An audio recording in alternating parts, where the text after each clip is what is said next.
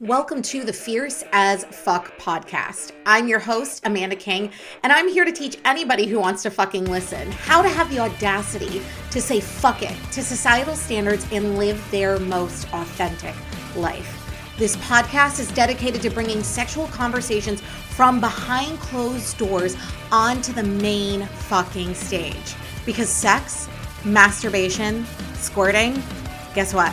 It's all fucking normal.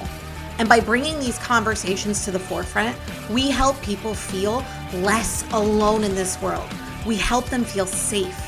We help them gain their power back, step into their confidence, and have the ability to express themselves authentically as fuck in this world. Because it takes fucking audacity to be your truest self. And we have boatloads of audacity up in this bitch. So let me ask you this. Are you ready for some epic shit? Hello, everybody. So I want to dedicate this episode to the specific topic of shutting down your intimacy, because I did a 5-part series on Reels on my platforms, and the amount of people who reached out to me saying like, help, I'm in this exact same situation with my partner and I'm struggling. I don't know what to do. Like, I miss the intimacy. I miss the connection, was like astronomical. And so I thought that I'd kind of do a podcast episode or dedicate a podcast episode specifically about kind of trying to dive a little bit more into this topic, because nothing feels more disheartening, more frustrating, more sad than when you lose intimacy with your partner. And I can tell you from my own personal experience, I have definitely been in this boat before with my own partner, when I was really struggling a lot in this certain aspect, in this certain area of my life. The first thing I did was shut down intimacy. So let's discuss a few reasons why your partner may be shutting down their intimacy. Now, when people naturally feel overwhelmed and stressed out, their body gets put into fight or flight mode, right? We've all heard it. It's a survival technique. You either stand your ground, fight, or you run the fuck away in order to survive. But what a lot of people don't realize is there's actually a third component to it, which is called the freeze state. So we have fight, flight, or freeze. Now, what freeze looks like is exactly what it sounds like. You become so overwhelmed by everything around you that you ultimately just freeze. You can't move. You can't do anything. In fact, you can actually see this in the animal world, I guess would be, or the animal realm. Well, when animals are threatened, their life is threatened, some of them will play dead, right? I think it's a possum is like notoriously known for playing dead. And this is a survival technique, right? Because if they play dead, then the prey that is trying to mutilate them to eat them will think, oh, it's already dead. I'm not going to mess with it. I want to do the chase. I want something that's alive. I want something that's either going to fight or flight. And I don't want this dead carcass in front of me. And so a lot of times the prey won't attack the animal because it will naturally assume, oh, it's already dead. I don't want this, and it will walk away.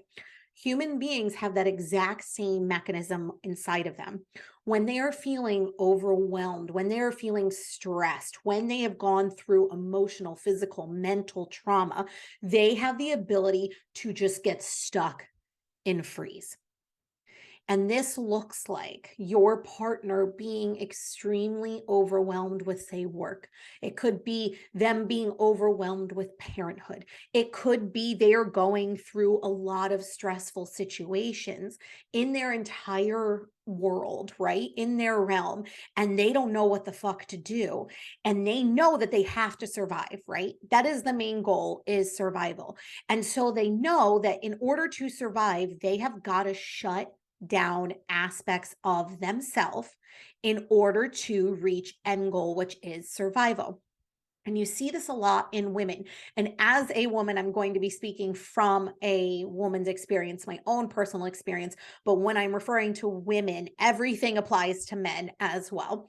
So when a woman is feeling overwhelmed with what she has on her plate, she innately freezes, right? She looks at the plates that she has in her hands, the plate of being the mom, the plate of like having to go to work, the plate of being the sister, the freaking aunt, the freaking niece. She looks at the plates of having to be in PTA, having to be the soccer mom. She looks at plates of having to juggle family dynamics and stressors at work, and she flips out, right? She looks at all these plates and she thinks, oh my God, I cannot juggle 6,432 plates. So what do I need to do? I need to drop some plates. And ultimately, because women are in a way conditioned to believe that our wants, desires, pleasure, and passion should always come backseat to everybody else's, the first plates that she starts throwing away are plates that are hers. Because if she doesn't, she then faces the guilt, the shame, sometimes the ridicule of like inwardly, but also societal ridicule of, oh, well, you put yourself first instead of your kids. Wow, you're a terrible mom. Oh, you put yourself first instead of your husband. You must be an awful wife. And so we end up as women being people pleasers, right? Because we're told that we're meant to make everyone happy. Everyone else can be happy besides us. And so when we have these 6,432 plates in front of us, we go into freeze mode and we start thinking, what plates can I get rid of? And what are the first plates that go? Are plates that create pleasure in that woman's life. Why? Because pleasure no longer is a priority, right? Sex is something that every single one of us needs in this world. Masturbation is orgasming, coming, squirting, whatever you want to call it, is something that every person needs on this planet. But we ultimately don't need it to technically survive. And so when we're in survival mode and we are in freeze mode, we look at that one thing, sex, and we're like, I don't need that to survive. My existence on this planet does not like revolve around sex. That is something I can let go right now. Intimacy is something that I do not need to survive. Pleasure is not something I need to survive. So rather than taking away the plate of having to do this for my sister or this for my dad, I'm going to look at my own plate and I'm going to take pleasure right off the fucking table because I don't need it in order to survive. A lot of women will sometimes convince themselves that they're asexual. There are definitely people out there that are asexual, and I'm not nullifying that, but there are definitely women who will sit here and be like, I don't need sex in order to survive. I don't really like sex. I'm probably just asexual. And so intimacy is the first thing on the cutting block, on the chopping block to go. Because they are in freeze and they are in survival mode, they are going to shut down this way because they want to just get through it. And so what you will see from your partner during this phase is all of a sudden they're not holding your hand as much. They're not as cuddly as much. They are not as connected to you. Like I remember there are times where I went into freeze mode so bad that people would try to hug me or touch me and I would cringe. I'd be like, oh, it was like the feeling of connection and intimacy, it physically made me feel ill. And this is because I believed I didn't need it in order to survive. I had a booming business. It was fucking amazing. I needed to focus on that. I was trying to focus on like losing weight because I had gained weight at that same time. So I was feeling not sexy. I was feeling unhealthy in my body and I didn't want people to touch me. And so I literally took all of the pleasure off of my fucking plate. I can survive without sex. I can survive without orgasms. I can survive in this like self-hate of my body. I can survive. And so what will happen is they will freeze. And all of a sudden, intimacy is no longer a priority. Then what happens after that? Once they go into freeze and once they start shutting down intimately, typically the partner that has not shut down will start to notice. The partner sometimes starts getting frustrated by this. There are a lot of partners out there that are very understanding of this. As a partner of someone who is in freeze mode, that is your number one job, is to be understanding as fuck, because that putting pressure on that person to connect intimately is going to make them connect intimately less, because they already cannot connect with themselves. And now you're asking, and rightfully so, right? You are their partner, you do miss that connection, but you are putting so much more pressure on it. If you were the person who is sitting there and saying, hey, why aren't we having sex? Hey, notice we haven't had sex. Hey, can we have sex? It's been a while since we had sex. Hey, you won't even touch my hand. Hey, why won't you kiss me? Why won't you love me? And even if you say that to your partner, 99.9% of the time, your partner will turn to you and say, it's not you. And you won't believe it, right? Because intrinsically, we want to feel attached and connected to the person that we're with. And once that attachment breaks, we instantly think we did something wrong and that we need to repair it. But during freeze mode, it's not your job to fix it. It's literally not about you. It's about your partner going through something that they just feel so unbelievably overwhelmed about that they can't even fathom putting themselves first. So as a partner, recognizing when your partner is in freeze and not adding the extra pressure onto them is going to be key.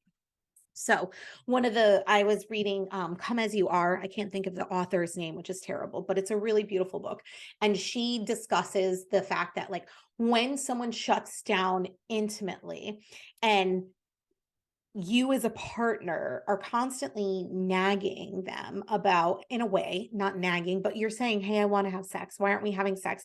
It is going to cause that person to pull away even further. And when they're saying it's not about you, it really, honest to God, isn't about you at that moment. There are definitely times where if your partner is shutting down intimately and you guys have been through a rough patch, if there has been cheating, if there has been miscommunication, that's a totally different story. This, what I'm focusing on, is things are fucking great, but your partner is just shut the fuck down. And so when you sit there and you keep saying, well, why aren't we connecting intimately? Hey, why aren't we having sex? You are now making them feel forced into having sex with you, which then makes sex look like a fucking chore rather than something that's enjoyable, right? They already believe when they're in freeze that they don't deserve pleasure. They already believe it's not a priority. And then as a partner, if you keep coming and asking, hey, can we do this? Can we do this? Can we do this? It now makes it, was it a anthill out of a molehill, or a molehill out of an anthill, right? It now makes the situation 20 times more stressful because your partner's already stressed the fuck out and they're already overwhelmed. And then you are adding on to the pile of things when you are coming and you're begging them for sex every 5 minutes, or or just a hand job or a blow job, or hey, can we just like cuddle? And I understand, as the partner who is not in freeze, this is so hard for you. I'm not nullifying that. I'm not invalidating this experience. It must be so hard and so frustrating to be on the other end of it. But if your partner is saying it's not you, that they're overwhelmed and that they're stressed, it is your job as the partner not in freeze to sit down and say to the person, how are you? Really? Yeah, it's literally that simple. Sit down and ask your partner, how are you? And if she says, oh yeah, I'm good, I'm fine, stop for a second and then say, but really, how are you? Because a lot of times women as well will mask the amount of pain and the amount of overwhelm and the amount of stress that they're in by saying the words I'm fine, because they're conditioned to be fine with it, right? And so if you notice something, sitting down and being like, hey, what's going on? Are you okay? I've noticed you seem really stressed and really overwhelmed. Make it about their emotions and them rather than making it about the lack of intimacy, right? Because if you come in being like, why aren't we having sex anymore? A person in freeze is instantly going to get defensive over it. because they're going to be like, I'm already overwhelmed. And now this is what matters. Your dick is what matters, right? I don't need that right now in my life. They will instantly get defensive. But if you come in and say to them, how are you? I've noticed you're a little stressed and you're a little overwhelmed. Can you just talk to me about it? Tell me where I can help you. And then help them. Hey, babe, I see that there's a lot on your plate right now. What can I take off your plate? And then actually take the action forward to do that for them. Communication is it's the fucking cornerstone of relationships. And it's the first thing that drops during during when intimacy drops as well, because both partners feel very hurt during this time, right? One partner feels hurt because they feel overwhelmed and stressed out, and the other partner feels rejected because their intimacy is cut off. And that's a really shitty situation for both parties involved. And so the next thing that happens is everyone feels hurt. Every time it gets brought up, there tends to be a fight. And so everyone shuts down communication. People stop asking, how are you? Really? People stop sitting down and having conversations. And then this is where the intimacy gets less and less and less. Because if your spouse is already in freeze mode and she feels like you're not helping get her out of that freeze mode, then she is going to get stuck there for a long time. I get messages from women who tell me they were stuck in freeze for 15 plus years because they never felt supported by their partners. Lack of communication leads to even more lack of intimacy. So sitting down and saying to your partner, how are you? How can I alleviate some of this stress? Even being vulnerable enough to say, how am I adding to the stress? And then start taking the actions to alleviate some of the stress from your partner. Another thing that you can do is stop asking for sex for a bit.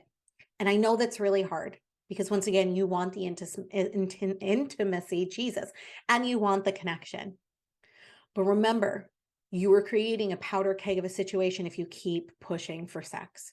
You are going to make sex feel like a chore, not something that they want and that they desire and that they deserve, right? Because they don't believe right now that they deserve that pleasure. And by you sitting here saying, I just want to have sex. Can we have sex? Can we try to have sex? It becomes such a overwhelming situation for them that they start looking at sex with this attitude, this cringe attitude, this, oh my God, I have to touch them attitude. And it can, honest to God, be nothing to do with you, meaning they love you, they adore you, they love your presence, but they are so innately disconnected from their pleasure that the idea of just being close to someone and having physical touch can cause them to have body reactions like, ugh, or rolling their eyes or something along those lines. So stop asking for sex for at least a month. Honestly, if you can do it a little bit longer, do it a little bit longer, because what you really want to do is you want to help your partner get out of freeze and then reconnect with themselves sexually first. They've got to reconnect with them.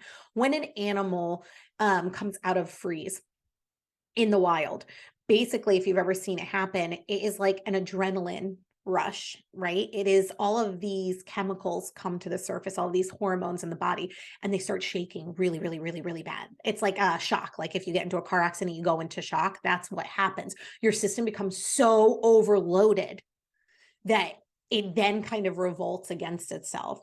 So when your significant other is coming out of freeze, they're already probably going to be really sensitive to certain things, right? They're basically opening Pandora's box onto their emotions because they've probably shut down emotionally for that duration of time. They're opening up Pandora's box to the fact that they haven't had sexual relations or any type of intimacy for possibly years.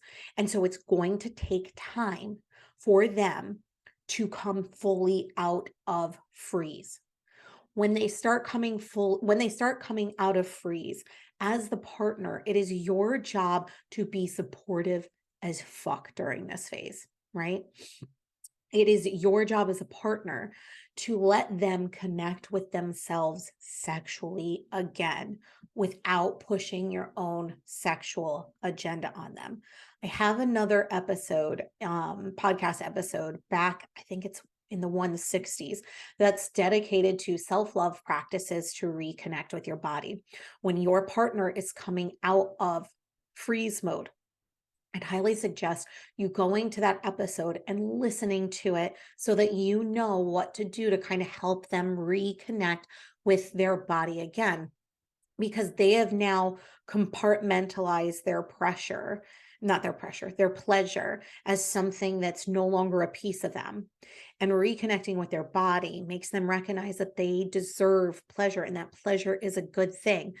And a lot of times this starts with as simple as like mirror work and like letting your significant other look at themselves naked in a mirror and telling them all of the wonderful things about themselves, not looking for you to do it, right?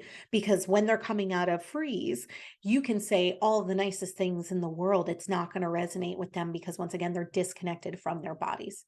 So during this freeze period, this unfreezing period, right? This thawing period, as we'll call it, it's your job to just be supportive of your significant other of like, hey, why don't you practice just getting back into tune with your body? Get back into touch with your body. And then during this stage, this is where you start exploring your partner's accelerators and her brakes, or their brakes, I should say. So this is from the dual control model of sexual response. Every single person has brakes and accelerators. They're pretty simple of what they mean. Brakes are the things that make you shut down sexually, right? You look at this thing and it makes you walk the complete opposite way. It turns you off, basically. The accelerators are things that get you going, are things that really turn you on.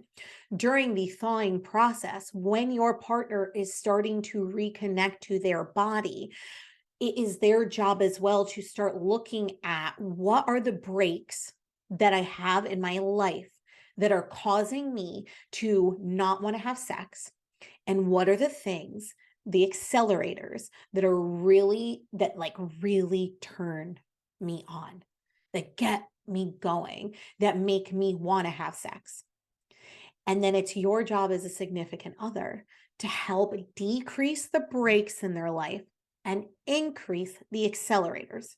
So if the brakes are going into a room to have sex and there's laundry all over the floor, right? The room's a goddamn mess. The room smells a little weird. It's your job as their partner, right? To be like, okay, I know that her brakes are laundry on the floor and it stinks in here. So I'm going to go down there. I'm going to make sure the room is super clean, or if it's your bedroom, or maybe you have sex in a different room in the house, I'm going to make sure the room is clean, and I'm going to light a candle ahead of time. Oh, she's really sensitive to sounds, right? If she hears the dogs barking in the background, if she hears the kids crying, if she hears something, it's going to pull her out of the moment. So let me put a little bit of music on, right? Maybe it's spa music, maybe it's meditation music, maybe it's R&B, but I'm going to put it lightly on in the background. These are ways to help eliminate or at least decrease her amount of breaks before a sexual experience. And I would even encourage her to do this for herself during self-pleasure and masturbation time. So if she's going to masturbate and reconnect with herself, and you know that this is something that she's going to do, you could make sure that the room is set up for her so that anytime that she wants to go in there, she can go in there and she can connect with herself. You can say to her, like, hey, listen, if you want to, like, you can talk about her masturbating. If she's uncomfortable with that, don't push it, but always let her know that you're there to help support her reconnecting with her body. Maybe this is, hey, babe, I know you're going through this reconnection process in the self-exploration phase. I want to be a part of it. So can I buy you like a new toy? Or even even buying her something like a nice outfit that makes her look pretty. And I know we usually go lingerie, but sometimes like a bra and panty set that makes her feel sexy. That's just for her, not for you to enjoy, for her. Buying her something that makes her feel pretty. If you are out and she says, "Oh, I love that eyeshadow palette, that color, those colors are so pretty." Maybe saying, "Hey, get it." And if she's like, "Oh, well, it's $40." Well, you know what? You deserve it. And I really want you, like, I think you'd get a lot of pleasure out of wearing it. And then when she wears it as her partner, just tell her how beautiful she is. "I'm so glad we bought that set. You look absolutely amazing in that. You look so beautiful." Then validating everything that she is doing for herself, because the more powerful she feels, the more sexy she feels, the more in tune with her body she feels, the more she's going to start opening up intimately to you. So explore her brakes and explore her accelerators. A way that you can do this either with her or without, like having your partner do this on their own, is sit down and have them with a piece of paper write on one side brakes, one side accelerators, or like turn offs and turn ons if we want to get really like layman's terms with it. Have them think of every sexual experience that they've had. During that sexual experience, write down what turned them on and what turned them off during the sexual experience.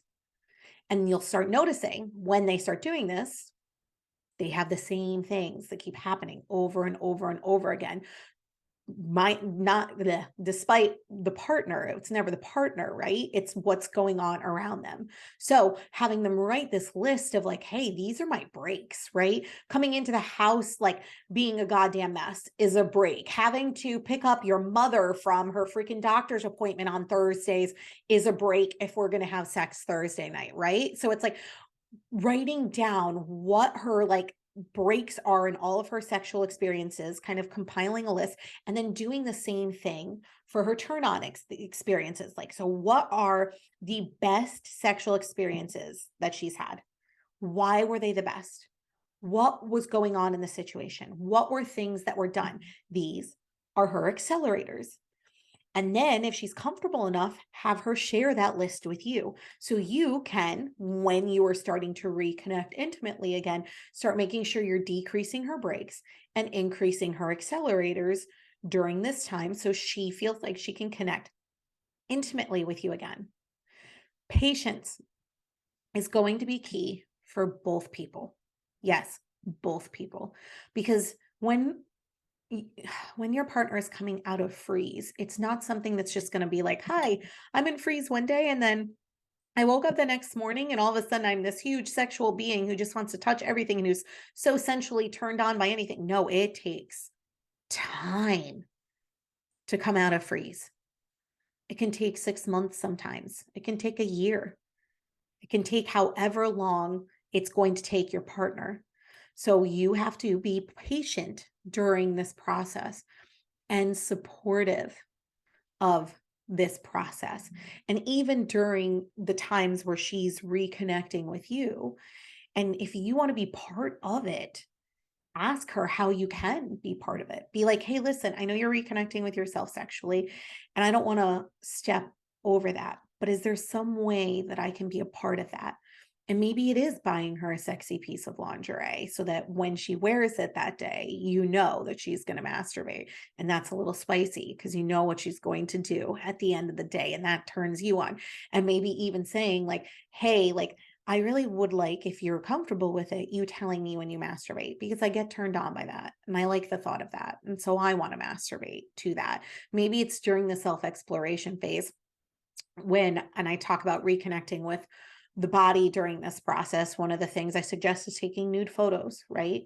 When she's ready, say, "Hey, can I see those nude photos? I would love to be able to masturbate to photos of you. I want to come to you."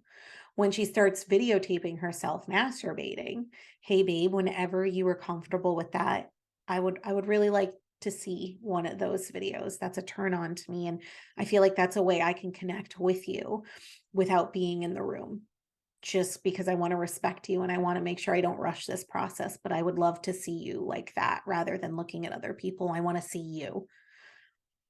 and make it about her and making about wanting to come to her and reconnecting intimately. Starting to do small things like bringing in a little bit more of the romance on her terms, right? Hey babe, what are your accelerators that like make you feel really good about yourself, right? It's little shit too, y'all. It's not showing up with a dozen fucking long stem roses that are going to cost $100 fucking. It's knowing that she has a really long day. So you stop and get her favorite coffee from Starbucks. That's $4, and you drop it off for her at home, or for them at home, so that they feel nice. Or if you know that she's got a long day at work, rather than waiting for them to come home and say, hey, like, oh, what's for dinner? Figuring it out on your own. Going to, even if you can't cook, going to grab something so that when they get home, it's on the table, it's ready. They don't have to worry about it. Remember, decreasing the breaks, helping them out of overwhelm. And then there's also things of like, act like you're dating again. I read a book, which I highly recommend. I think it's called Pussy. Yeah, it's Pussy, a Reclamation. Fucking love that book so much. And she talks about how this couple went into, and this is different like circumstances, but they're on the way to divorce. They had kids, and they decided that they were gonna see other people, still stay married, and then they had to date each other again. And they ended up actually staying together, and they ended up staying together because of the fact that they started dating each other again, right? They started doing the small little things that a lot of times in relationships we start taking for granted, and we forget how fun it was to date our partner, right? To do those really nice things for our partner just because we love the look of joy on their face, the way they smiled, the way their eyes lit up.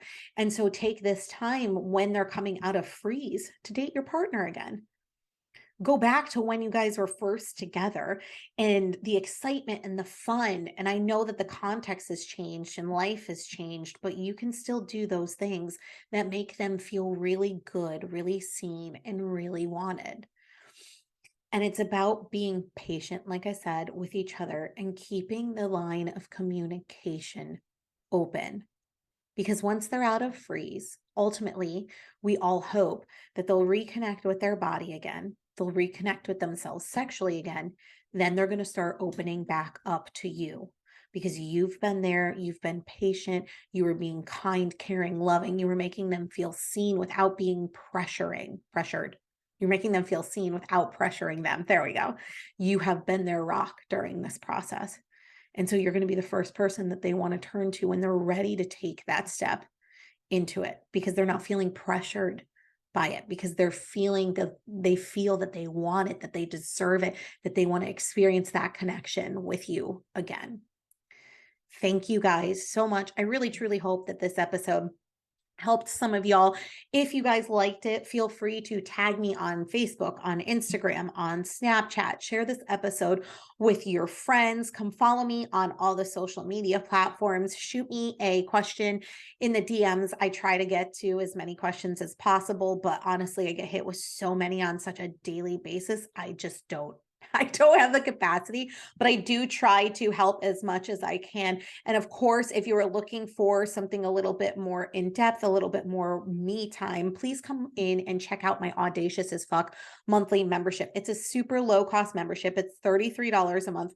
You get access to 30 plus trainings on all of the information, stuff like this, basically. You guys ask for trainings on delayed ejaculation, on the different types of orgasm, on the female gaze versus the male gaze. And I create these trainings and upload them into a portal. You also get a monthly Q&A with me. You get reels dedicated to your group only. You get access to ask me questions within the group and submit questions. And it's a really fucking great community. And I love it. I love my membership. So come check it out. The link is in the show notes, and I will see you guys on the next episode. Love you. Thank you so much for listening to the Fierce as Fuck podcast. And some parting words for you today. Remember this: no matter how hard society pushes you down, no matter how many times you fall, as long as you get the fuck back up, they can never stop you. You are unfuckable with. You will win. Don't allow this world to dictate how you show up in it. Don't allow society to make you bend the knee. Instead, make them bend theirs. And don't forget, if you like what you heard, go on to iTunes and Spotify and leave your girl a review. Until next time, my